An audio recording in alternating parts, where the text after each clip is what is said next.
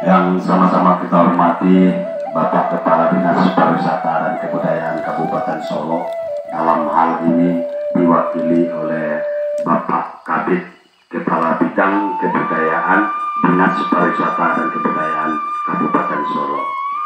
Seterusnya yang sama-sama kita hormati Bapak Wali Nagari kita, Bapak Wali Nagari Sibarambang, ya, hadir pada malam hari ini, ya.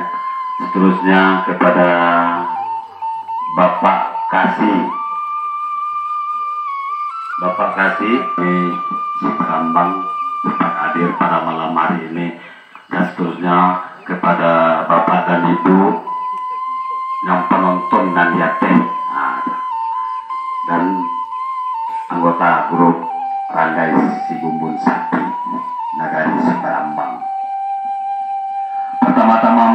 Pertama-tama sekali marilah kita panjatkan puji dan syukur kepada Allah Subhanahu wa Ta'ala yang telah melimpahkan rahmat dan kurnia-Nya kepada kita bersama.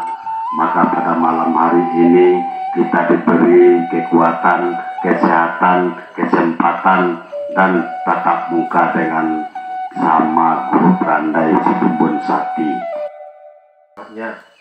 Kita terdapat berkumpul di lapangan ini dalam rangka pembinaan grup Randai Sibumbun Sakti di Nagari Sibarambang. Selawat dan salam kita untukkan untuk Nabi besar Muhammad Sallallahu Alaihi Wasallam, yang mana beliau telah berhasil membawa kita dari alam yang gelap gulita ke alam yang terang benderang yang seperti kita rasakan saat ini.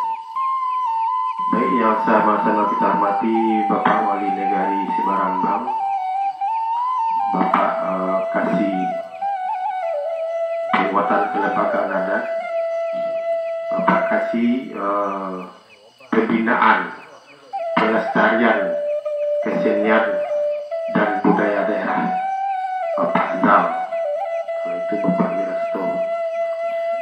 Terus ada dari Bapak Doris sebagai adik kami atau kawan kami yang di bidang kebudayaan, Bapak Alpendra juga.